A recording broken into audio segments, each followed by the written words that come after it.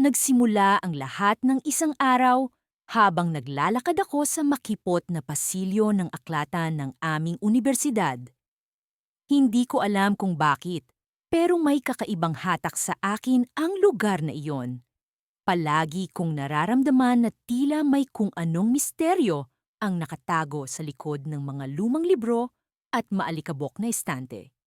Isang tanghali, habang nagbabasa ng aklat tungkol sa kasaysayan, napansin ko ang isang libro na nakalabas mula sa pagkakaayos ng mga libro sa estante.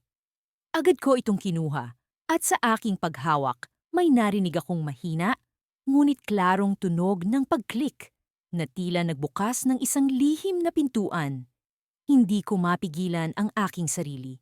Hinila ko ang libro at sa aking pagkabigla, bumukas ang isang bahagi ng estante.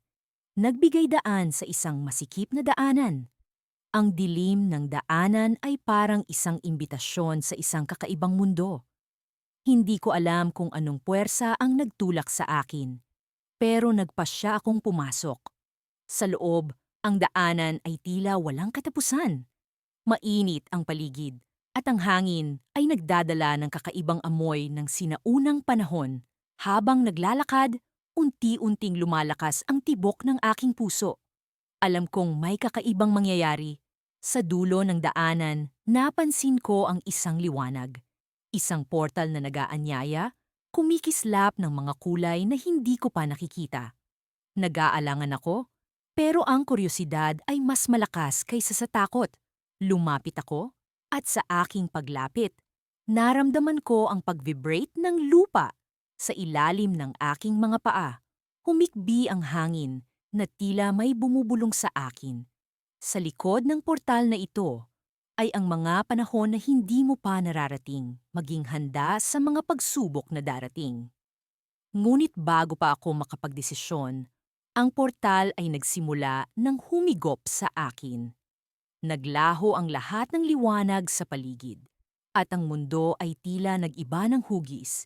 Sa isang iglap, naramdaman ko ang malamig na hangin na bumalot sa aking katawan.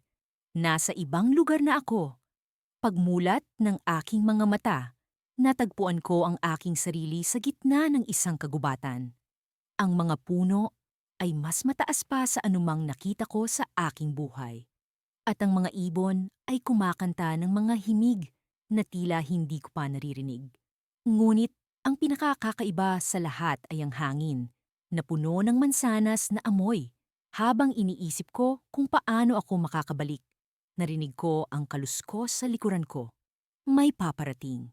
Agad akong nagtago sa likod ng isang malaking puno. Ang puso ko'y tila lalabas sa aking dibdib dahil sa kaba. Isang grupo ng mga taong nakasuot ng kakaibang damit ang lumitaw. Mukhang sila'y mula sa ibang panahon. Ang kanilang mga mukha ay puno ng pagtataka. Habang tinitingnan ang portal na ngayon, ay tila nagsasara na. Kailangan kong malaman kung sino sila at kung ano ang kanilang layunin. At sa pagtahimik ng paligid, isang tinig ang narinig ko. Ikaw ba ang tagapagligtas? Tanong ng isa sa kanila. Hindi ko alam kung ano ang isasagot. Ako ba'y naliligaw sa isang kwento na hindi ko alam ang simula? Ang mga mata nila'y puno ng pag-asa na para bang ako ang sagot sa kanilang mga problema. Sa kabila ng takot, alam kong hindi ko sila maaring talikuran. Ngunit, bago pa man ako makapag-isip ng susunod na gagawin, isang malakas na tunog ang sumabog sa paligid at ang portal ay nagsimulang magbukas muli. Ano ang nasa likod ng portal? Paano ko malalaman ang sagot sa kanilang mga tanong? Nang bumalik ako sa aklatan kinabukasan, bitbit ang aking notebook at lapis.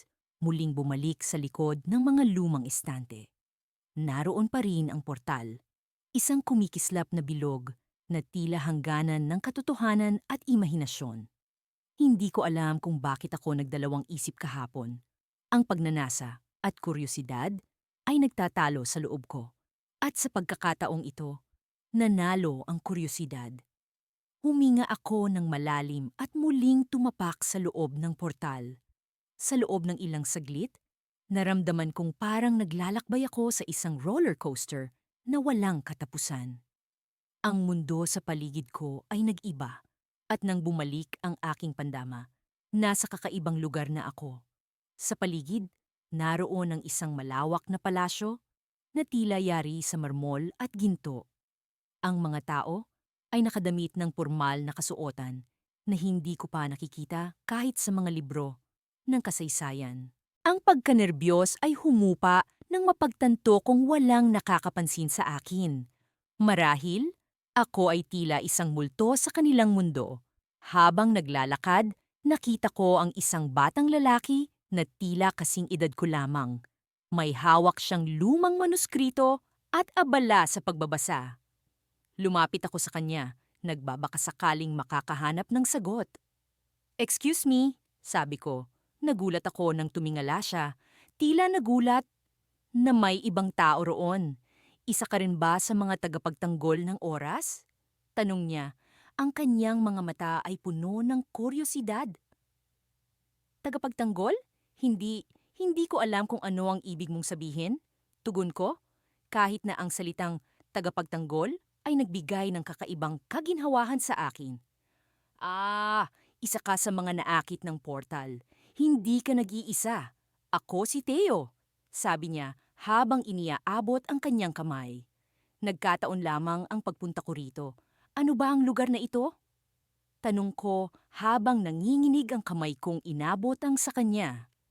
"Ikaw ay nasa panahon ng mga reyna at hari, kung saan ang bawat desisyon ay may kapangyarihang baguhin ang takbo ng kasaysayan."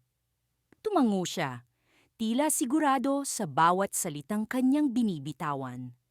Habang nag-uusap kami, ipinaliwanag ni Theo ang tungkol sa portal at ang kanyang layunin, ang protektahan ang daloy ng oras mula sa mga gustong magbago ng hinaharap para sa pansariling interes. May mga puwersang gustong baguhin ang nakaraan para makontrol ang hinaharap. Hindi tayo dapat pumayag, aniya. At paano kung may nagawa na silang pagbabago? Tanong ko, ramdam ang bigat ng responsibilidad. Sa oras na iyon, kailangan nating itama ang mali.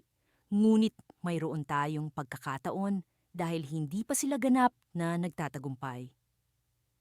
Hinanap ni Theo ang manuskrito sa kanyang kamay at tumingin sa akin, parang may hinahanap sa aking mga mata.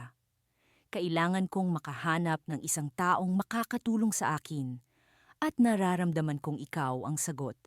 Dahil sa kanyang mga sinabi, naramdaman kong ang kaluluwa ko ay nagising sa isang layuning hindi ko palubos na nauunawaan.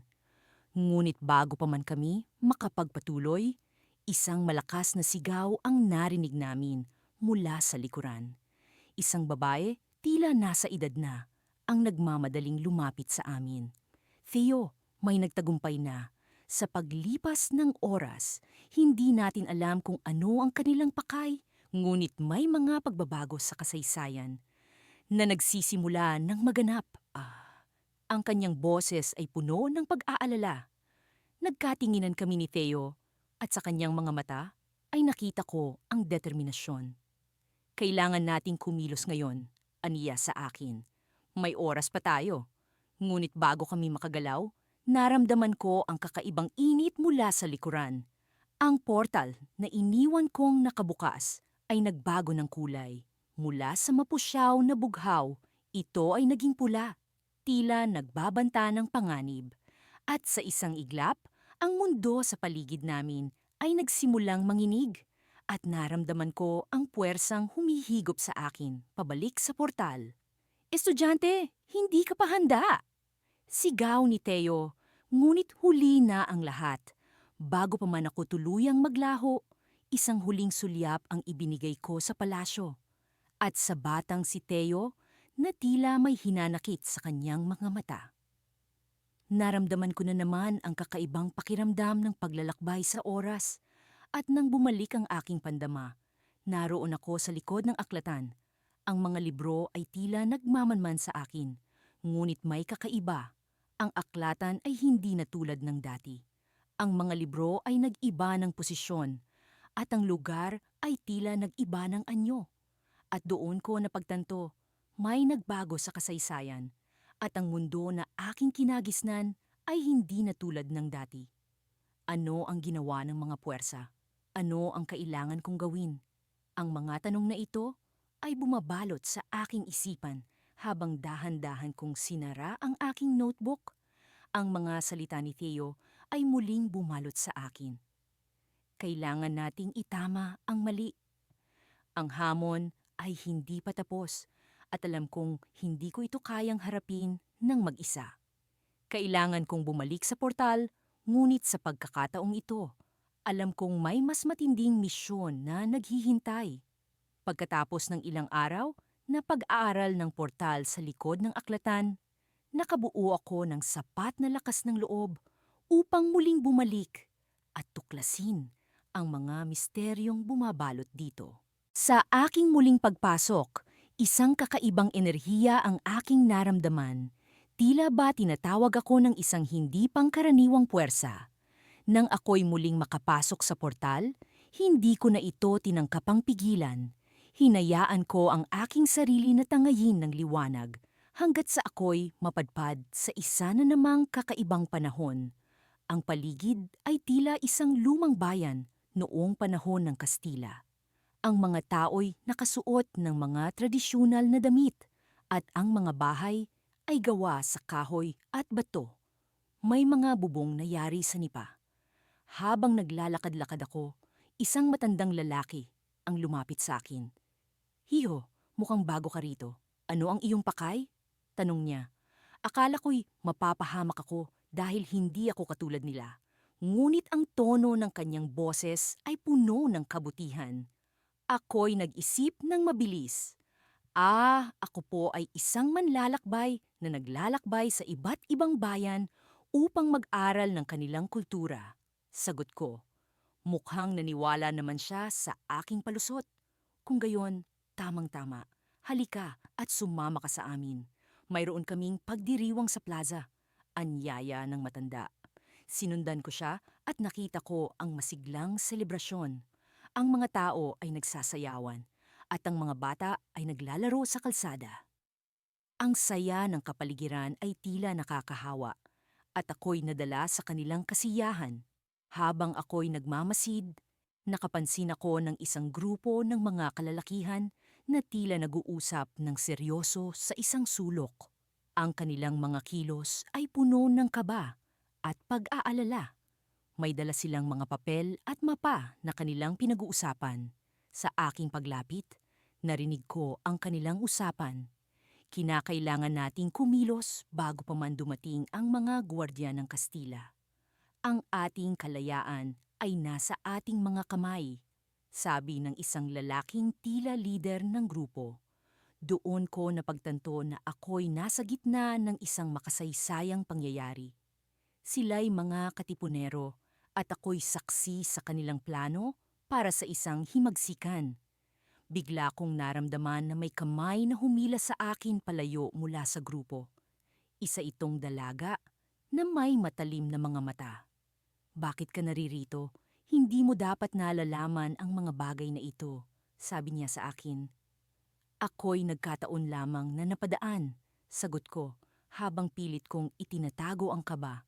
Hindi ko intensyon na makialam, ngunit tila hindi siya kumbinsido. "Kilala kita? Ikaw ang dayuhan na napadpad dito. May kakaiba sa'yo, Nia. Alam kong hindi na ako makakalusot pa, kaya't ako'y nagdesisyong ipagtapat ang aking lihim." "Oo, ako'y mula sa hinaharap," sabi ko sa kanya. Ako ay naglalakbay gamit ang isang portal sa likod ng aklatan. Hindi ko alam kung bakit ako dinala rito, pero pakiramdam ko'y may dahilan. Sa halip na magalit o magtaka, siya'y ngumiti. "Maaaring ikaw ang sagot sa aming mga dasal.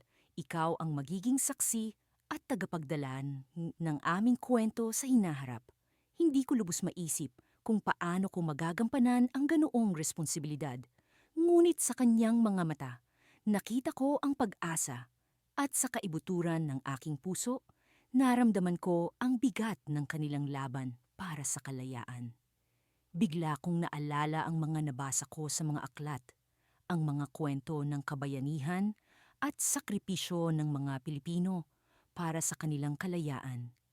Nakaramdam ako ng kakaibang koneksyon sa nakaraan at sa unang pagkakataon, naunawaan ko ang halaga ng kanilang mga sakripisyo.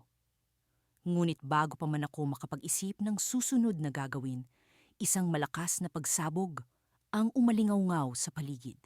Nagkagulo ang mga tao at ang mga katipunero ay nagmamadaling kumilos. Dumating na sila, ang mga guwardiya, sigaw ng isang lalaki. Sa gitna ng kaguluhan, hinila ako ng dalaga, papunta sa isang ligtas na lugar. Kailangan mong bumalik sa iyong panahon. Hindi mo dapat masaksihan ang mga darating na pangyayari, sabi niya. Habang kami kumakaripas ng takbo, ngunit sa aking puso, alam kong hindi ko sila maaring iwan. Hindi, kailangan ko kayong tulungan, pagtutol ko. Ngunit bago pa man ako makapagsalita muli, isang malakas na liwanag ang bumalot sa akin.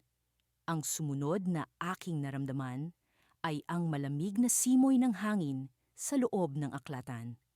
Ako'y muling nakabalik sa aking panahon, ngunit isang bagay ang bumabagabag sa akin. Ang mga alaala ng nakaraan ay tila ba naging bahagi na ng aking pagkatao. At sa aking mga kamay, may hawak akong lumang medalya na may nakaukit na simbolo ng katipunan. Isang patunay na ang lahat ng iyon ay hindi lamang isang panaginip.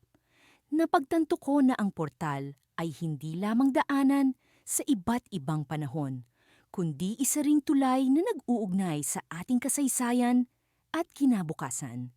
Ngunit ang tunay na tanong ay ano ang susunod kong hakbang sa kabila ng karaniwang araw sa kolehiyo at mga tambak na aralin. Hindi pa rin mawala sa isip ko ang tungkol sa natagpuan kong portal sa likod ng aklatan. Sa loob ng ilang linggo, patuloy akong bumabalik doon tuwing may pagkakataon. Hindi ko na mabilang kung ilang beses na akong tumawid sa iba't ibang panahon. Nakapunta na ako sa sinaunang Ehipto, sa panahon ng Renaissance, at sa maraming iba pang kasaysayan na akala ko'y mababasa ko lamang sa mga libro. Ngunit sa kabila ng mga kahangahangang karanasang ito, may isang bagay na bumabagabag sa akin. Napansin ko ang pagbabago sa paligid ng portal. Ang mga dating lumot na nakapalibot dito ay tila may sariling buhay. Unti-unting gumagapang papunta sa mga dingding ng aklatan. Ang hangin sa paligid nito ay naging mas malamig at may kung anong anino ang tila dumadaan sa gilid ng aking mata tuwing naroon ako. Isang gabi, habang abala sa pananaliksik para sa aking proyekto sa kasaysayan, nagpasya akong bumalik muli sa portal. Kailangan kong manlaman ang nangyayari dito. Pagdating ko sa aklatan, tahimik at madilim na ang paligid. Ang tanging liwanag na nagmumula ay mula sa maliit na bintana sa dulong bahagi ng silid. Lumapit ako sa pamilyar na pader at agad kong nakita ang portal na tila kumikislap, para bang may sariling enerhiya. Huminga ako ng malalim at pumasok sa portal. Hindi alam kung saan ako dadalhin nito sa pagkakataong ito. Sa pag-apak ko sa kabilang dulo, agad akong sinalubong ng masangsang na amoy ng usok at narinig ang mga sigaw ng mga tao. Nasa gitna ako ng isang bayan na nasusunog. Ang mga gusali ay naglalagablab at ang mga tao'y nagmamadaling nagsilikas. Estudyante! Isang tinig ang tumawag mula sa aking likuran. Lumingon ako at nakita ko ang isang matandang lalaki. May hawak na baston at may mga matang puno ng karunungan. Kailangan mong umalis dito? Ang portal ay hindi dapat buksan sa lugar na ito. Anong ibig mong sabihin? Tanong ko, habang pinagmamasdan ng kaguluhan sa paligid. Bakit hindi dapat dito? May mga puwersa na nagbabantay sa bawat daan ng panahon, paliwanag niya. At may ilan sa kanila na hindi mabuti. Dapat kang bumalik bago pa mahuli ang lahat. Ngunit bago pa man ako makagalaw, isang malakas na alon ng enerhiya ang dumaan sa paligid, pinatumba ang mga tao at nagwasak sa mga gusali. Ang lupa'y tila humikbi at naramdaman ko ang pagninig nito sa aking mga paa. Nakita ko ang mga mata ng matanda, puno ng takot at babala. Ngunit paano? Tanong ko, nagugulumihanan at hindi alam ang gagawin. Bumalik ka sa portal at hanapin ang susi sa iyong mundo.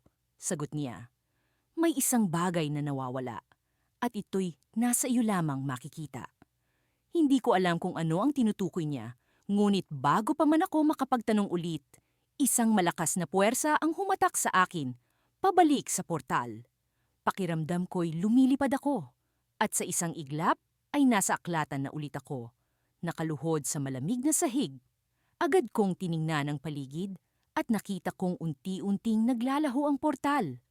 Ang mga lumot ay tila bumabalik sa dati nilang anyo at ang malamig na hangin ay naging kalmado. Ngunit alam kong hindi pa tapos ang lahat. Ang mga huling sinabi ng matanda ay tila nakatatak sa aking isipan. Ang susi na tinutukoy niya. Ano kaya ang ibig sabihin nito? At paano ko ito hahanapin sa aking mundo? Ang mga tanong na ito'y bumabagabag sa akin habang naglalakad palabas ng aklatan. Sa aking isip, alam kong kailangan kong bumalik. Ngunit kailan at paano, hindi ko sigurado. Sa pag-uwi ko, napansin kong may kung anong kakaiba sa aking silid. Isang lumang libro ang nakapatong sa aking mesa nang hindi ko matandaan kung kailan ko ito inilagay doon. Binuksan ko ito at nakita ang mga pahina na puno ng mga simbolo at larawan ng iba't ibang portal. Sa huling pahina, may nakasulat na mensahe. Ang bawat portal ay may bantay at ang bawat panahon ay may susi. Hanapin ang tamang daan at ang lihim ay mabubunyag. Tumayo ang mga balahibo ko sa batok. Alam kong ito ang simula ng isang mas malalim na paglalakbay. Ngunit sa ngayon, isa lang ang malinaw. Hindi ko pa nakikita ang lahat ng misteryo ng portal at kailangan kong malaman ang katotohanan bago pa ito makawala sa aking kontrol. Sa dilim ng gabi, nakatitig ako sa bintana. Iniisip kung ano ang susunod na hakbang. Ngunit isa lamang ang tiyak, ang portal ay hindi basta pintuan lamang, kundi isang daan patungo sa mga lihim na hindi ko palubos na nauunawaan. Sa aking kamay, hawak ko ang libro at alam kong ito ang magiging susi sa lahat ng ito. Nagising ako sa isang lugar na tila ba hindi ko pa nararanasan. Ang paligid ay puno ng teknolohiya na hindi ko pa nakikita sa aking panahon. Ang mga gusali ay naglalakihan at ang mga sasakyan ay lumilipad sa ere. Ito na ba ang hinaharap?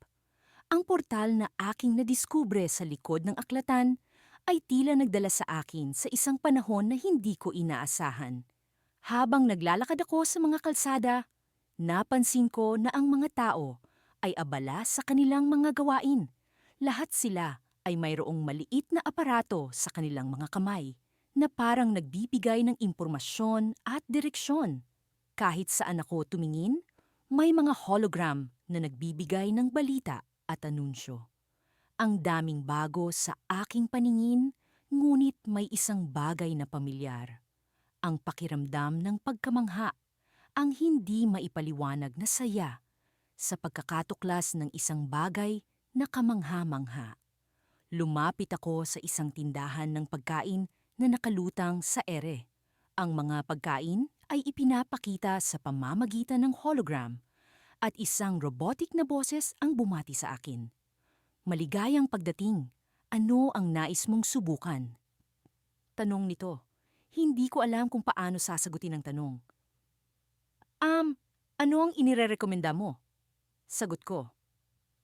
Ang aming pinakabagong espesyal ay ang Quantum Burger na may molecular fries. Isang kakaibang karanasan sa pagkain. Tugon ng robot. Naisip ko, bakit hindi ko subukan? Matapos kong bayaran gamit ang ilang baryang natagpuan ko sa aking bulsa, umupo ako sa isang bench na lumulutang din. Habang kumakain, napansin ko ang isang grupo ng mga kabataan na nag-uusap tungkol sa isang bagay na tila pamilyar. Narinig mo na ba ang tungkol sa portal na natagpuan sa lumang aklatan? Sabi ng isa sa mga kabataan. Oo, pero sabi nila matagal na iyong nawala. Ang mga nakapasok daw ay hindi na muling nakita. Sagot ng isa pa. Kinilabutan ako sa narinig. Parang ako ang kanilang tinutukoy. Hindi ko na napigilan ang sarili kong makinig pa sa kanilang usapan. Ano ang nangyari sa mga taong iyon? Tanong ko sa kanila. Nagulat ang mga kabataan sa aking tanong. Hindi namin alam, sagot ng isa. Ngunit sabi ng mga matatanda, ang portal ay hindi lamang daan patungo sa ibang panahon. Ito rin daw ay isang pagsubok. Pagsubok? Anong klasing pagsubok? Tanong ko ulit, na ngayon ay puno ng takot at kaba. Wala kaming ideya, sagot niya. Pero sabi nila, ang bawat portal ay may bantay na dapat malagpasan. At kung hindi mo ito malagpasan, hindi ka makakabalik. Biglang bumigat ang aking pakiramdam. Kailangan kong makabalik sa aking panahon. Ngunit paano kung hindi ko malagpasan ang bantay ng portal? Ano ang mangyayari sa akin? Nagpasya akong bumalik sa lugar kung saan ako lumabas mula sa portal. Mabilis akong tumakbo pabalik sa kalsadang iyon, sinusubukang alalahanin ang bawat detalye ng lugar na aking dinaanan. Ngunit sa aking pagdating, ang portal ay wala na. Tanging isang malaking pader na lamang ang naroon, tila ba walang bakas ng daan ng aking pinagdaanan. Naramdaman ko ang pag-asa na unti-unting nawawala. Ngunit sa gitna ng aking pag-aalala, nakita ko ang isang maliit na simbolo na nakaukit sa pader. Isang simbolo na katulad ng nakita ko sa isang libro sa aklatan.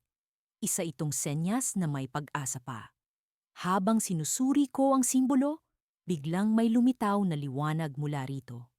Isang pinto ang unti-unting bumukas, at sa loob nito ay isang madilim na daanan. Ito na kaya ang daan pabalik? O isa na namang pagsubok? Dahan-dahan akong pumasok sa daanan. Nangingibabaw ang takot at kaba sa aking dibdib. Sa bawat hakbang, ramdam ko ang malamig na hangin na tila ba may nais ipahatid. At habang nagpapatuloy, narinig ko ang isang boses mula sa kawalan. Ang pagbalik ay isang hamon, ngunit hindi imposible. Subukan mong hanapin ang sagot sa iyong puso, sabi ng boses. Hindi ko alam kung saan nanggaling ang boses na iyon, ngunit alam kong kailangan kong magtiwala.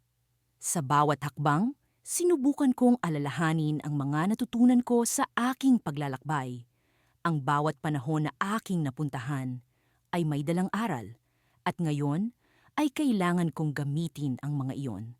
Sa dulo ng daanan, isang liwanag ang bumungad sa akin. Ngunit bago ko pa man ito marating, isang figura ang lumitaw sa aking harapan. Isang bantay na tila ba naghihintay sa akin. Ang kanyang mga mata ay puno ng misteryo at karunungan. Ito na kaya ang pagsubok na sinabi ng mga kabataan. Para makabalik, kailangan mong masagot ang tanong ko, sabi ng bantay. Huminga ko ng malalim, handa na sa anumang tanong na ihahain niya.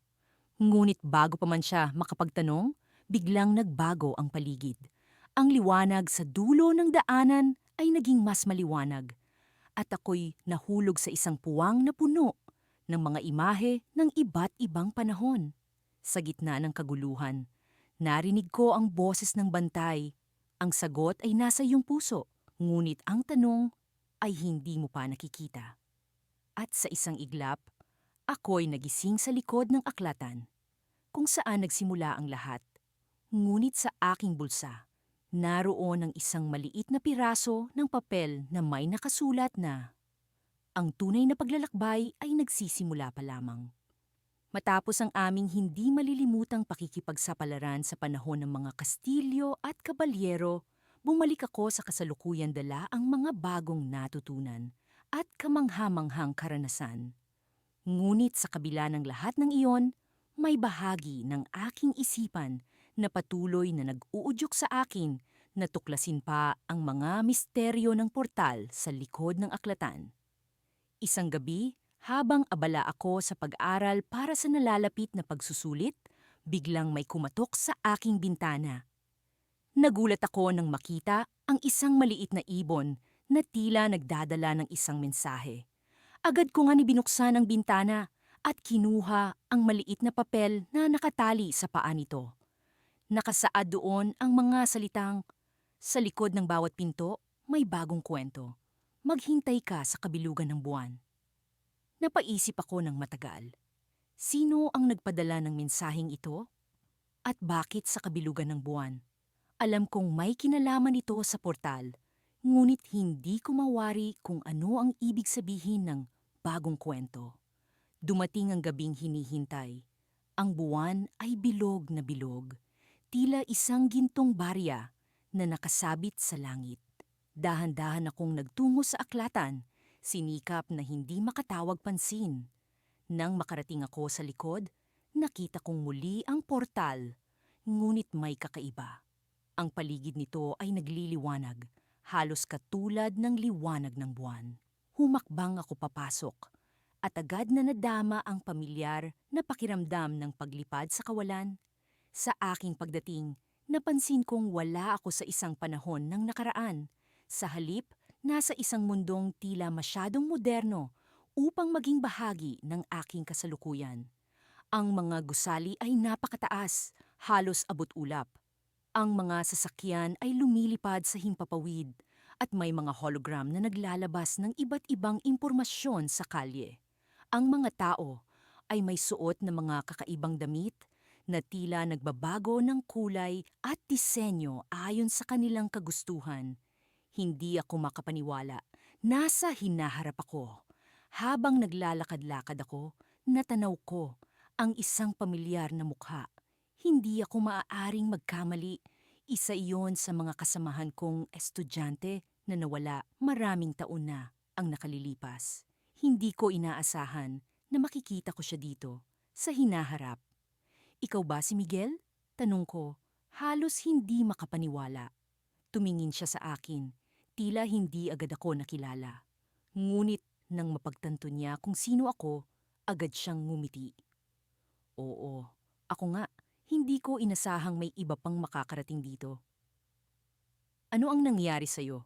Bakit ka nandito?" Sunod-sunod kong tanong. Mahabang kwento. Sagot niya habang iniimbitahan akong sumama sa kanya sa isang lugar na tila isang kapehan sa hinaharap. Noong una akong pumasok sa portal, hindi ko inaasahang mapunta sa lugar na ito. Napakaraming teknolohiya, napakaraming bagay na hindi ko maipaliwanag. Kaya nanatili ako rito, natutunan ang kanilang mga paraan at ngayoy bahagi na ako ng kanilang lipunan. Habang nag-uusap kami, unti-unti kong nalaman na ang mundong ito ay may sariling mga problema. Ang teknolohiya ay umunlad, ngunit ang koneksyon ng mga tao sa isa't isa ay tila nawawala. May mga rebelde na nagnanais na ibalik ang dating pamumuhay. Isang mas payak, mas makatao. "Miguel, kailangan kong bumalik sa kasalukuyan. Maraming nag-aalala sa'yo." Sabi ko, umaasang makumbinsi ko siyang bumalik.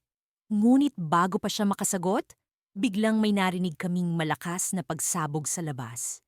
Nagkagulo ang mga tao at ang mga hologram ay nagpalabas ng babala tungkol sa isang pag-atake ng mga rebelde. "Sumama ka sa akin," sabi ni Miguel. Hinila ako palayo sa kapehan. Kailangan nating makaalis dito bago pa lumala ang sitwasyon. Habang tumatakbo kami, hindi ko maiwasang mapaisip. Ano ang magiging kapalaran ng mundong ito? At paano kung maipit kami sa gitna ng kanilang labanan? Nang makarating kami sa isang ligtas na lugar, huminto kami upang makapagpahinga. Ngunit bago pa man ako makapagsalita, isang pamilyar na tinig ang narinig ko mula sa likuran. Ilang taon ko ring hinintay ang pagkakataong ito. Lumingon ako at nakita ang isang matandang lalaki na may hawak na isang bagay na tila isang remote. Nakangiti siya, ngunit ang kanyang mga mata ay puno ng misteryo. Ikaw ang sumulat ng mensahe? Tanong ko, puno ng pagtataka. Oo, sagot niya. At ngayon, oras na para malaman mo ang tunay na layunin ng portal na ito. Naramdaman ko ang kaba. Ano ang ibig niyang sabihin? At ano ang koneksyon ng lahat ng ito sa aking mga paglalakbay? Habang patuloy akong nag-iisip, isang nakakakilabot na pahiwatig ang sumagi sa aking isipan. Ang portal na ito ay hindi lamang daanan patungo sa iba't ibang panahon, kundi susi rin sa isang mas malalim na lihim na maaaring magbago ng lahat ng alam ko tungkol sa ating mundo. At sa sandaling iyon, alam kong hindi pa tapos ang aking pakikipagsapalaran. Habang nakaupo ako sa sahig ng lumang aklatan, iniisip ko ang lahat ng nangyari mula nang madiskubre ko ang portal sa likuran nito. Ang bawat paglalakbay sa iba't ibang panahon ay nagbigay sa akin ng mga kakaibang karanasan at kaalaman na hindi ko kailanman naisip na mararanasan. Ngunit sa kabila ng lahat ng ito, nararamdaman ko pa rin ang takot sa hindi ko maipaliwanag na dahilan. Sa aking huling paglalakbay, napunta ako sa isang panahon kung saan nag-iibayo ang kagandahan ng kalikasan. Ang hangin ay sariwa at ang mga bulaklak ay tila sumasayaw sa saliw ng musika ng hangin. Dito ko nakilala si Elena, isang mahiwagang babaeng tila may alam tungkol sa portal. Sinabi niya sa akin na siya rin ay nakagamit nito at marami na siyang napuntahang panahon. May babala akong nais iparating sa iyo, sabi ni Elena, habang naglalakad kami sa tabi ng ilog. Ang portal ay may sariling isip. Hindi lahat ng paglalakbay ay ligtas. Ang kanyang mga salita ay nag-iwan na ng malalim na impresyon sa akin. Ano ang ibig niyang sabihin? Anong panganib ang maaring idulot ng portal? Ngunit bago ko pa siya matanong ng higit pa, naglaho si Elena. Para bang hinigop ng sariling hangin. Sa aking pagbabalik sa kasalukuyan, nagpasya akong mag-ingat at mag-isip ng makailang ulit bago muling gamitin ang portal. Ngunit ang pagkausisa ko ay hindi mapigilan. Sa loob ng ilang araw, hindi ko maiwasang bumalik sa aklatan, ang lugar kung saan nararamdaman kong nabubuhay ang aking mga pinakamasidhing pangarap. Isang gabi, habang nag-iisa akong nagre-research tungkol sa portal, may narinig akong kakaibang tunog mula sa likuran ng aklatan. Parang may kung anong humihila sa akin patungo doon. Nang buksan ko ang pinto, muli kong nakita ang portal, ngunit sa pagkakataong ito, tila may ibang liwanag na nagmumula rito. Kulay asul na kumikinang at may mga hugis ng simbolo na hindi ko pa nakita noon. Sa kabila ng aking pag-aalinlangan, tinawag ako ng portal. Pakiramdam ko ay hinahatak ako nito at bago pa man ako makapagdesisyon, naramdaman ko na ang malamig na hangin na lumulukob sa akin. Muli akong naglakbay sa pamamagitan ng portal, ngunit sa pagkakataong ito, hindi ko alam kung saan ako pupunta. Pagdating ko sa kabila, napagtanto kong nasa isang madilim na kagubatan ako. Ang mga puno ay tila nagmamasid sa akin, at ang kanilang mga lilim ay nagkokonekta sa isa't isa, parang isang komplikadong artwork. Ang lugar ay tahimik, maliban sa tunog ng mga ibon na tila nag-uusap sa kanilang sariling wika. Habang naglalakad ako sa kagubatan, nararamdaman ko ang kakaibang presensya. Di nagtagal, nakakita ako ng isang lumang kubo sa gitna ng kagubatan. Lumapit ako at kumatok sa pinto. Walang sumagot, kaya't dahan-dahan kong binuksan ito. Sa loob, nakita ko ang isang luma, ngunit marangal na lalaki na nakaupo sa isang upuan. Tila nag-aantay sa akin. Ikaw ba ay mula sa kasalukuyan? Tanong niya sa akin. Ang kanyang boses ay may halong kabaitan at misteryo. Tumango ako, hindi sigurado kung ano ang sasabihin. Ipinakita niya sa akin ang isang aklat na may mga simbolo katulad ng mga nakita ko sa portal.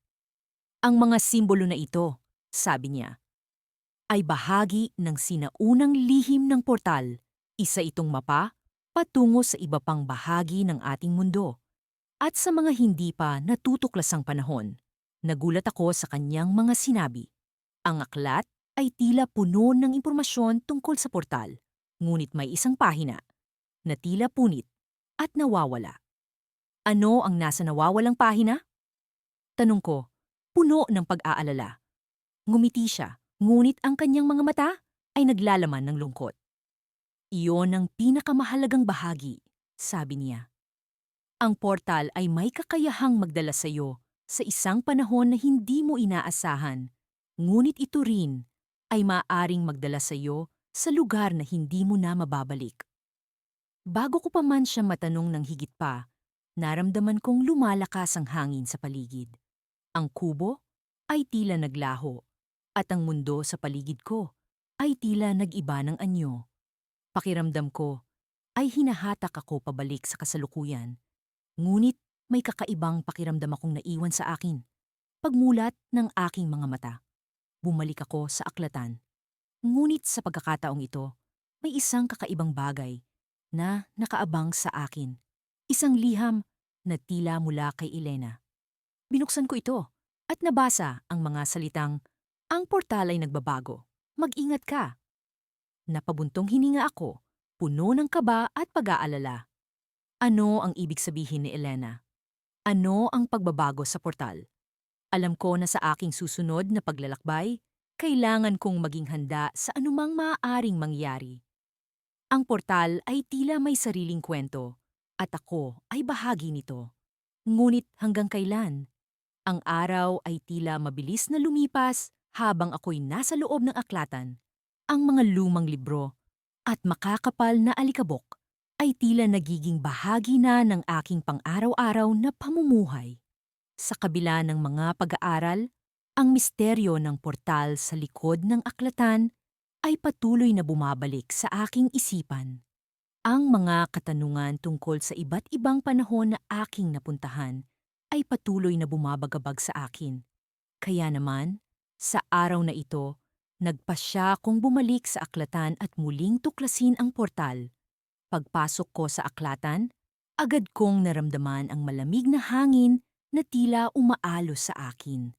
Ang mga estante ng libro ay tila nagbabantay sa akin habang ako'y naglalakad patungo sa likod, sa lugar kung saan ko unang natagpuan ang portal. Habang papalapit, napansin ko ang isang lumang papel na nakasiksik sa pagitan ng dalawang makakapal na libro. Ang aking kuryosidad ay agad na naantig, kaya't kinuha ko ito upang suriin. Ang papel ay tila bahagi ng isang sinaunang sulat. May mga sulat kamay na letra na lumalabo na sa paglipas ng panahon. Ang portal ay hindi lamang daanan patungo sa iba't ibang panahon, ito rin ay bumabalik sa nakaraan upang magdala ng mga alaala. Ang sabi sa sulat. Nagtaka ako sa mga salitang iyon. Nagsimula akong mag-isip kung ano ang ibig sabihin ng magdala ng mga alaala. Marahil ay may mas malalim pang layunin ang portal kaysa sa aking iniisip. Habang binabasa ko ang sulat, biglang may narinig akong yabag ng mga paa. Agad akong nagkubli sa likod ng mga istante, hawak pa rin ang lumang papel. Nakita ko ang isang matandang lalaki na tila nagmamadali. Ang kanyang mga mata ay puno ng pag-aalala habang siya ay naglalakad patungo sa direksyon ng portal. Sino siya? Bakit siya narito? Ang mga katanungan ay nagsimulang bumaha sa aking isipan. Nang siya ay makalapit na sa portal, huminto siya at tumingin sa paligid. Sa pag-aakalang wala siyang ibang tao sa paligid, hinawakan niya ang isang bahagi ng dingding at biglang nagkaroon ng isang liwanag na lumabas mula sa portal. Ang matandang lalaki ay pumasok at naglaho sa loob ng portal. Ang aking puso ay kumabog sa kaba at kagalakan. Hindi ako nag-iisa sa pagtuklas ng portal na ito. Nagpasya akong sundan siya, ngunit bago pa man ako makalapit, biglang bumalik ang liwanag at lumitaw ang matandang lalaki. Ngayon, may kasama siyang isang batang babae. Nagulat ako sa aking nakita. Ang batang babae ay tila galing sa ibang panahon. Ang kanyang damit ay parang mula sa panahong hindi ko pa nararanasan. Sila ay nag-uusap ng mahina, ngunit hindi ko marinig ang kanilang usapan. Ang portal ay tila hindi lamang daanan, kundi daan din upang makatagpo ang mga tao mula sa iba't ibang panahon. Habang sila'y nag-uusap, ang papel na hawak ko ay biglang nagliyab at nawala sa aking mga kamay. Ang matandang lalaki ay biglang lumingon sa direksyon ko. Tila naramdaman niya ang nangyari. Mabilis akong nagkubli sa likod ng estante, ngunit alam kong alam niyang naroroon ako. Lumapit siya sa akin, kasama ang batang babae, at sa kanyang mga mata ay makikita ang kapayapaan at pagkakaintindihan. Alam ko kung sino ka, sabi ng matandang lalaki. Ang portal ay hindi aksidenteng nagpakita sa iyo. May dahilan kung bakit ikaw ang nakakita nito. Ang kanyang tinig ay puno ng pagkakaugnay. Tila marami siyang alam na hindi ko pa nauunawaan. Ano ang ibig sabihin nito? Tanong ko, ang aking boses ay puno ng pagtataka at pag-aalala. Hindi lamang ikaw ang nakakita ng portal. Maraming tao mula sa iba't ibang panahon ang nagtatangkang pumasok dito, ngunit hindi lahat ay nakakapasa. Ikaw ay may kakayahang magdala ng alaala mula sa nakaraan. At iyon ang kailangan namin, paliwanag niya habang ang batang babae ay ngumiti sa akin. Tila may alam siya na hindi ko pa nauunawaan. Ang aking isipan ay tila lumulutang sa kawalan. Ang mga pangyayari ay tila nagiging bahagi ng isang masalimuot na palaisipan. Ano ang ibig sabihin ng magdala ng alaala? At bakit ako ang napili para sa misyong ito? Ang mga tanong na ito ay bumabalot sa akin habang ang portal ay muling nagliwanag, handang buksan ang daanan patungo sa panibagong pagtuklas. Sa puntong iyon, naramdaman ko ang paghatak ng portal. Pinapakinggan ang tawag nito. Ang matandang lalaki ay tumingin sa akin at nagsabing, "May oras ka pang magdesisyon, ngunit tandaan mo, ang bawat hakbang ay may kahulugan." Ako'y napaluhod sa harap ng portal, nag-aalangan, ngunit puno ng pag-asam na matuklasan ang higit pa. Sa aking pag-iisip, narinig ko ang isang tinig mula sa loob ng portal, bumubulong ng mga salitang hindi ko maunawaan. Ang misteryo ng portal ay patuloy na bumabalot sa akin. At sa pagkakataong ito, alam kong hindi na ako makakabalik pa sa dati kong buhay. Ang mga araw na lumipas ay nagbigay sa akin ng pagkakataon para mas pag-isipan ang aking mga naging karanasan sa portal. Sa bawat pagpasok ko sa aklatan, ang likod na pader kung saan naroon ang mahiwagang daanan ay tila ba humihila sa akin. Hindi ko maalis sa isip ang mga panahong napuntahan ko, ang medieval na kaharian, ang makulay na kasaysayan ng Pilipinas, at ang futuristic na mundo kung saan lumulutang ang mga sasakyan. Ngayon, may kakaibang pakiramdam akong nararamdaman. Parang may kung anong tawag na mas malakas kaysa sa dati. Kahit pa pilitin kong ikaila, ang pagnanasa kong bumalik ay hindi maikakaila. Kaya naman, isang hapon, habang ang mga kaklasiko ay abala sa kanilang kani-kaniyang gawain, ako ay nagtungo sa aklatan. Ang mga silahis ng araw ay dumadaan sa mga bintana, nagbibigay liwanag sa mga lumang libro na tila ba may sariling mga kwento. Sa likod ng aklatan, naroon ang pader na tila ba may buhay. Naramdaman ko ang kilabot sa aking balat habang unti-unti kong nilalapitan ito. Nagsimula akong magtanong sa sarili kung ano pa kaya ang maaari kong matuklasan. Ngunit, sa pagkakataong ito, hindi ko inaasahan ang aking matutuklasan. Sa pagpasok ko sa portal, agad akong nakaramdam ng kakaibang enerhiya. Hindi ko alam kung saan ako dadalhin ito. Nang magmulat ako ng mata, nakatayo ako sa isang lugar na tila ba pamilyar, ngunit hindi ko lubos na mawari kung saan. Ang hangin ay malamig at ang paligid ay napakatahimik. May mga puno sa paligid na tila ba mas matataas kaysa sa mga nakikita ko sa kasalukuyang panahon. Naglakad ako at ang mga yapak ko ay nag-iwan ng bakas sa makapal na damo.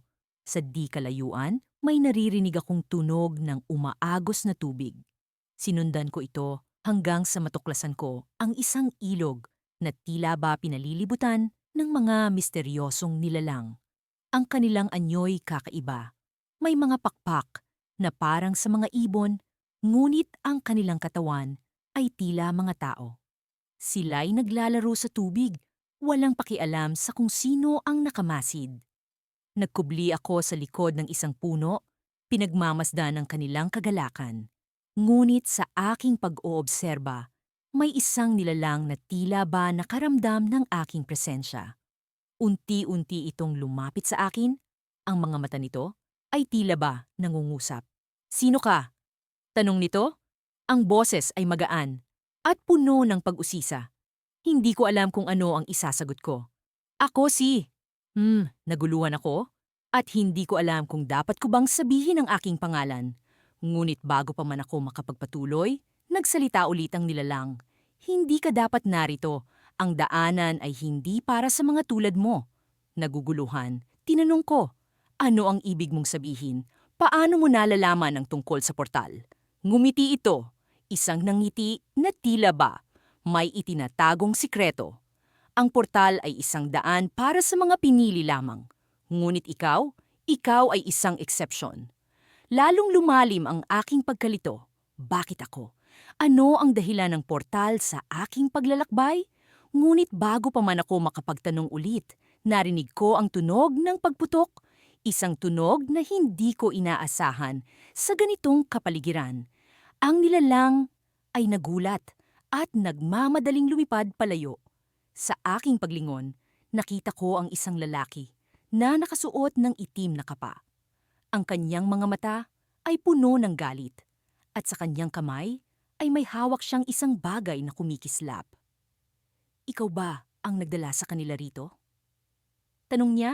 Ang boses ay puno ng pag-akusa. Hindi ko alam kung ano ang kanyang tinutukoy. Hindi ko alam kung ano ang ibig mong sabihin. Sagot ko, pilit na pinapakalma ang aking sarili sa kabila ng takot. Ngunit hindi siya nakinig. Lumapit siya at naramdaman ko ang panganib sa kanyang presensya. Bago ko pa man malaman kung ano ang kanyang gagawin, naramdaman ko ang pagyanig ng lupa. Ang pader kung saan ako nanggaling ay muling nagbukas. Ngunit sa pagkakataong ito, tila ba may ibang enerhiya ang bumabalot dito. Napaatras ako at naramdaman ko ang paghatak ng hangin. Hindi ko alam kung ano ang mangyayari, ngunit ang portal ay tila ba bumabalik sa akin. Sa huling sandali bago ako tuluyang mahigop, narinig ko ang lalaki na nagsasabing, "Ikaw ang susi sa lahat ng ito. Mag-ingat ka." At sa isang iglap, ako ay muling natapon sa kawalan. Hindi alam kung saan ako dadalhin ng portal, ngunit alam kong ang aking paglalakbay ay hindi pa tapos. Ang araw ay tila mas maliwanag kaysa dati nang ako'y bumalik sa likod ng aklatan. Ang hangin ay may halong misteryo, isang tila pag-aanyaya sa akin upang muling tuklasin ang portal na natuklasan ko. Sa bawat hakbang ko papalapit, ramdam ko ang kilabot ng pag-asam at takot. Ang portal na ito ay naging tulay ko sa iba't ibang panahon, isang pinto patungo sa mga nakaraan na hindi ko kailanman inakalang madaraanan ko. Estela, tawag sa akin ni Maya, ang kaibigan kong matalik na unang nakasaksi sa portal. "Sigurado ka bang gusto mo pang bumalik?" Ngumiti ako sa kanya, ang ngiti ng isang taong handa, nang muling sumabak sa hindi inaasahan. "Oo, Maya, hindi ko matitiis na hindi alamin ang bawat lihim ng portal na ito. Sa aming paglapit, naramdaman ko ang kakaibang enerhiya na bumabalot sa lugar. Ang portal ay parang alon ng ilaw na naglalaro sa hangin. Isang bagay na hindi mo basta-basta makikita, ngunit nararamdaman mo. Muli kong naisip ang mga nakaraang panahong aking napuntahan. Ang sinaunang Roma, gitnang panahon, at maging ang ika-20 siglo.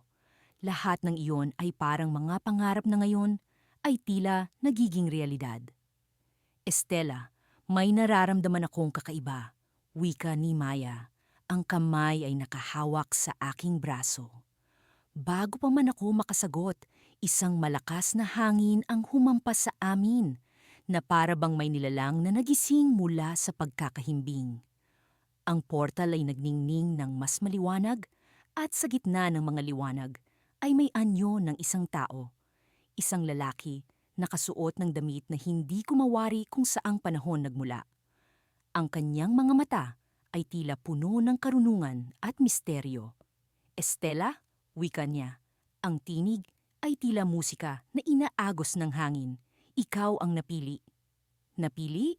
Ang salitang iyon ay umalingaw-ngaw sa aking isip. Ano ang ibig sabihin ng napili? Ano ang tungkulin ko sa portal na ito? Maaari kang makapaglakbay sa higit pa sa nakaraan, patuloy niya. Ngunit kailangan mong gumawa ng desisyon na magbabago sa takbo ng panahon. Sa mga sandaling iyon, bumalik sa akin ang lahat ng alaala ng aking mga paglalakbay, ang mga taong nakilala ko, ang mga pangyayaring nasaksihan ko. Alam ko na ang portal ay hindi basta-basta, na may mas malalim na kahulugan ang bawat pintong binuksan ko. Anong desisyon ang kailangan kong gawin? Tanong ko, ang tinig ay puno ng pag-aalinlangan at pag-asam. Mayroong isang panahon na nangangailangan ng iyong tulong, sagot niya. Isang panahon kung saan ang kinabukasan ng mundo ay nakataya. Kailangan mong pumili sa pagitan ng pagligtas sa isang mahalaga, ngunit mapanganib na individual o pag-iwas sa kanya at hayaang magpatuloy ang kasaysayan sa kanyang landas. Parang biglang bumigat ang hangin sa paligid ko. Ano ang gagawin ko? Paano ko malalaman ang tamang desisyon? Ang mga tanong na ito ay bumabagabag sa akin, ngunit alam kong kailangan kong magpasya. Maya, bulong ko sa aking kaibigan. Ano ang gagawin ko? Ngunit bago pa man siya makasagot, ang portal ay biglang nagbago ng anyo. Ang liwanag ay unti-unting naglaho at sa kanyang gitna ay lumitaw ang isang imahe. Isang kwarto na puno ng mga aklat, mga lumang papel, at isang lumang orasan na tila tumatakbo ng paurong. Sa loob ng kwartong iyon ay isang batang lalaki. Ang mga mata ay puno ng pag-asa at takot. Siya ang susi, wika ng lalaki, mula sa portal. Kailangan mong iligtas siya upang maibalik ang balanse. Ang imahe ay naglaho at ang portal ay muling bumalik sa kanyang normal na anyo. Ang lalaki ay nawala at kami ni Maya ay naiwan na tila nagising mula sa isang panaginip na puno ng misteryo. Estela, ano ang ibig sabihin nito? Tanong ni Maya. Ang tinig ay puno ng pag-aalala. Hindi ko alam kung ano ang magiging epekto ng aking desisyon, ngunit alam kong hindi ko ito pwedeng baliwalain. Ang portal ay may lihim na hindi ko pa lubos na nauunawaan, ngunit alam kong dapat kong magtiwala sa aking sarili. Maya, kailangan kong bumalik. Kailangan kong alamin kung sino ang batang lalaki at bakit siya mahalaga. Sa aking paglapit sa portal, naramdaman ko ang kakaibang lakas na bumabalot sa akin. Ito ang simula ng isang bagong paglalakbay, isang hakbang patungo sa hindi pa nalalampasan. Ngunit alam kong hindi ko ito magagawa ng mag-isa. Kailangan ko ang tulong ng portal at ng aking kaibigan.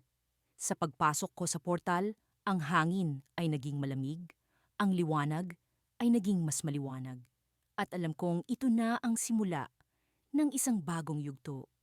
Ngunit sa likod ng mga liwanag ay naroon ang isang bagong misteryo, isang tanong na kailangang sagutin, isang desisyon na kailangang gawin. At sa bawat hakbang ko sa loob ng portal, alam kong hindi ko na maibabalik ang dati kong buhay. Sa likod ng aklatan, natuklasan ko ang portal ng hindi lamang mga nakaraan, kundi pati na rin ng mga posibilidad ng kinabukasan. Ang aking paglalakbay ay nagsisimula pa lamang at ang bawat desisyon ay may kaakibat na panganib at pag-asa.